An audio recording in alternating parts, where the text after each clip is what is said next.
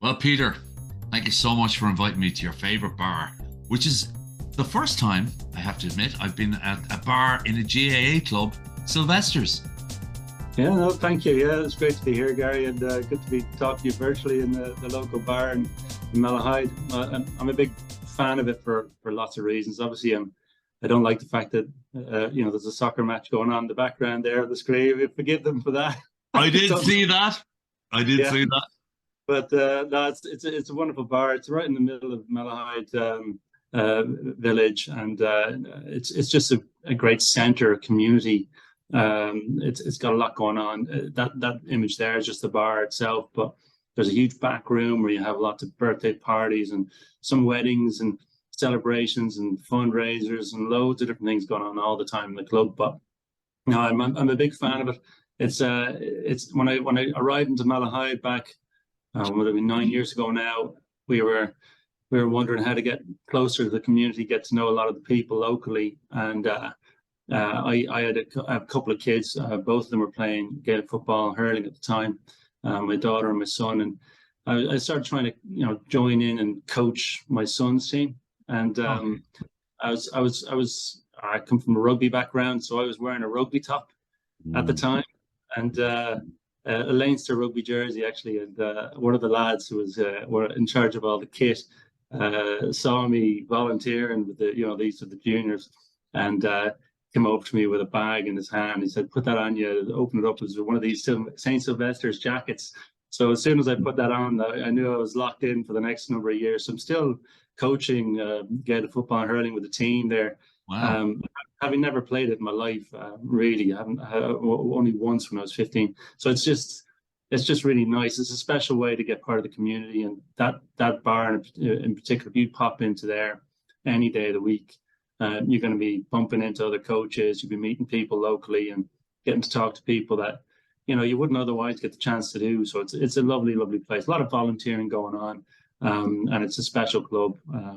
In particular, actually for the ladies. The ladies side of it's brilliant. They have Niamh McAvoy, Sinead Ahern, Nicole Owens. These are all part of the winning team for the ladies Dublin GA team. So it's fantastic, fantastic club for the ladies. It really, really does I suppose it inspires a lot of the kids locally. So Yeah. yeah, club really And recommend. it is one of the byproducts. And for those, we quite a lot of people listening in on this show from international, and the GAA probably is not they're not that well informed about it, but it is the national sport. But there's two aspects to it. There's the one with the round ball, which is probably soccer-esque in Yeah. way where you kick a round ball, and then there's the little ball one, which is an enigma to us all. You say you coach it, but you never played it. Are you nuts? Yes. Are you nuts? Try to badly. So I had to borrow a hurl from another fellow who used to play very well. Mannix is his name. So he's given me his hurl. So I walk around with a hurl that says Mannix on it. It's nothing to do with me at all. But yeah, they all laugh at me when they put me in goals and they're asking me to puck it out, and I've just sort of missed the first time that I hit it out. So all the kids are so expert at it. It's such a skillful game. But yeah, it's one of those things. Like the Gaelic Football Association is global, isn't it? I mean, it's just something special. And it's amazing that I didn't play more of it when I was a kid. I was living in Holland, I was living in England, I was living in France, I was living in Colombia, South America, in all those places. I'm sure there's Gaelic football teams. So if I'd been old enough at the time to play, I probably would have Yeah. joined those clubs. And you do hear that. You do hear that from people. Even recently, there was a match in New York where they won. New York football beat Yeah, they Sligo, I won. think. Yeah, they beat Sligo. Yeah, the week. Yeah, So I'm sure brilliant, when you, isn't it? yeah, fantastic. When you travel, and you obviously saw with Sky picked up the Gaelic football and the hurling, and it's huge. It's become very popular. Yeah, Um, it's popular. so Yeah, no, it's nice.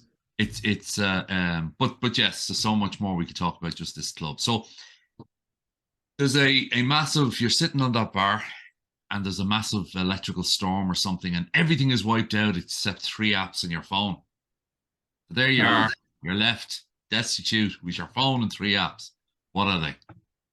I suppose the usual one, WhatsApp. I'm sure everybody would pick WhatsApp. Yeah, just to keep in touch and talk to people, keep in touch. I love podcasts as well. I'd Oh, be listening to a few of them. Redefining Energy with my nerdy hat on. I like that one. But I go for jogs the odd time. The one I'd like to listen to is The Infinite Monkey Cage. That's Brian Cox. It's hilarious. So it's a really nice mix of kind of science and comedy. So I really enjoy that. yeah. He's like the young David Attenborough, isn't he? But for space and science. So that's quite cool. And then Spotify would be the other one. Spotify would be a must-have really because and I didn't use that up until recently. About a year ago, I started using Spotify. Yeah. So I'm quite late to the party here, but yeah, just my kids love it. My wife and I realize how much it brings up the happiness levels of the family when we have it on. It's just bizarre Do how you do, music do can you change things. do you play the parental control version of the rap songs, or are your kids of the age yet where my daughter puts on the parental appropriate in the car, and then I hear it on the, oh my God, the lyrics are totally different, and I don't even understand some of the words. Yeah, very bad, yeah. Then when you hear the kids laughing in the background, you know they're listening to all the wrong things. But my daughter's 15 now, so you can't tell her what you can and can't listen to at this stage. But Agreed. my son, he's 12, so I still have a little bit of control there. Yeah. But they tend to like listening to the kind of less offensive stuff, which is good, which is Do you know positive. music is an amazing leveler. Mine are a little bit older than yours, they're 19 and 14. But I'm sure it happens to you. They run in and they tell me, Dad, there's this brilliant new song. Wait till I play it for you. And it's just a remake of something that was made when you were a kid. And you have to nearly say, "Boy, your natural instinct is, you haven't invented music, you know." And Yeah, you go, to your point, Gene, yeah, that's a great.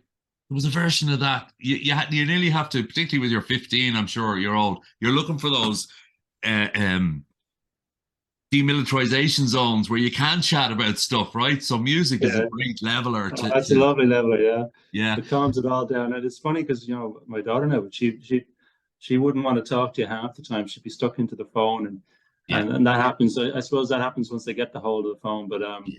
when music is on, we can have a whole family event. It's wonderful for the Isn't it? whole family.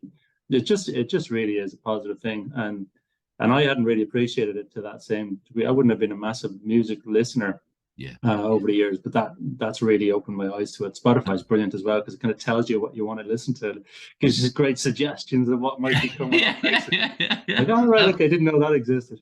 That little algorithm that everybody doesn't want to call algorithm AI is there working well. But I just want to go back to one thing you said there, and I'd be interested in your comment. Is Cox, right? Highly intelligent scientist, the whole lot. But it's his personalization of the subject matter that gets you to lean into it, right? It's not the fact. Absolutely. It's not the fact that he's a rocket scientist or a space scientist or whatever. And that's the same with Attenborough. I mean, he's not a scientist at all. He's a commentator, right? Yeah, But yeah. and I wonder, do particularly, and you said it yourself, you by training you're an engineer, and that sort of tells me, and people like, you're very bright. Let's just put that up there. You're bright. Now work on the other bit because it's the people that are less bright that you're trying to communicate with, right? Do you Yeah. find, is it still that way? Do we still have this sort of left brain, right brain division between the masses, or is it improved?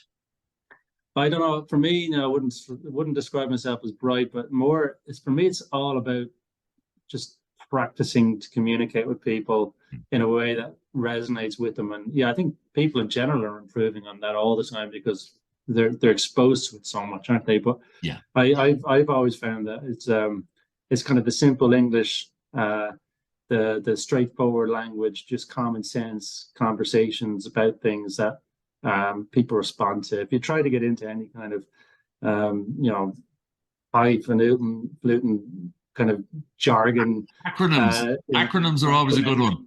yeah, they're dreadful. I find them hard, and I'm only in what 2 months into this company to Equinix now, and the Right. amount of acronyms I'm trying to learn, and I had to Oh learn yeah. them all in Hitachi Energy. I had to learn them all in Airgrid. You have to learn them all in every company you work with. But people don't hit you with acronyms at home, do they? They don't think of that. No, So it's no. it's it is nice to try and bring it back down to earth sometimes. Yeah. So with regard to you've gone and you've invested in the quick pick.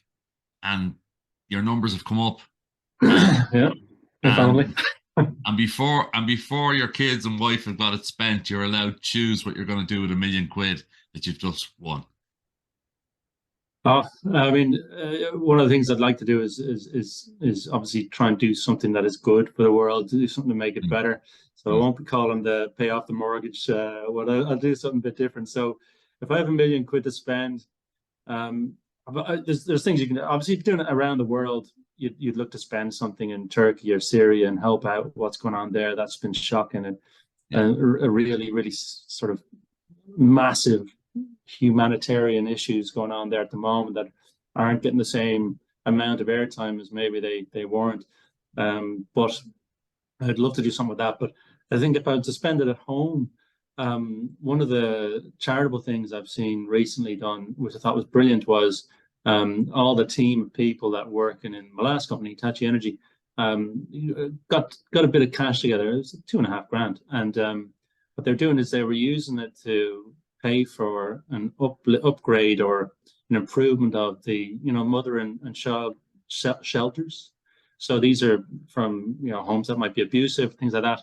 Right. And these rooms that these ladies and their children would go to for shelter, they're really not up to scratch at all, So the team did some really good work there to bring it up to a really, really nice, friendly, warm, welcoming place for them to go to. And that was pretty inspiring. So I love that. And so that kind of thing would be nice to do. I used to, so, some of it would go to that. But another thing I thought was really struck me as a great thing to do when I was young, when I was a kid. I used to work with St. Vincent de Paul, and I used to teach the traveling community prayers and stuff like that. And I used to learn a lot about the culture of the traveling community. And one of the things that happens is when a child dies, cot death or anything like that in the caravan, the tradition is to burn the caravan, and then they wouldn't have anywhere to live. So they'd end up sleeping in their cars or looking for somewhere else to live for the next while. I didn't know this at the time, and so one of the things that was nice is to raise money to buy them new caravans when that happens. And that's another nice thing to do. So it's similar theme, actually, giving people a shelter, somewhere to live, somewhere safe. So spending a bit on that would be nice to do. I'm not sure how many you buy with £1,000,000 these days, but you could do it. You could do a lot of good. But it's interesting. A number of what you've said is about finding a cause of common purpose that you can participate in yourself. Because I think we've become, certainly I did for a while, and less now, where you just write a check or you donate and it goes, and you nearly just placate your own conscience for doing something.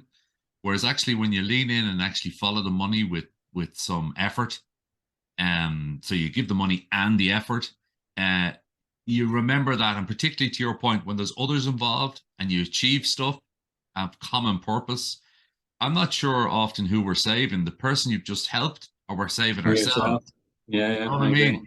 Because this is what we're finding. Even fair play to you guys, you're involved in the DCs for bees, and the more and more we do it, the more and more we realize that we're helping the bees, but I think we're helping ourselves. And we get a lot out of it. Yeah, no, it's really nice. It's lovely to give something back sometimes. It just sort of brings you back down to earth. There's another really nice experience I had actually in that space where in Lisson Hall there's basically a location there for people with disabilities, and I'd raise money for them. I was with a group of college students. We're just raising money, and we'd raise it for the Lisson Hall Centre.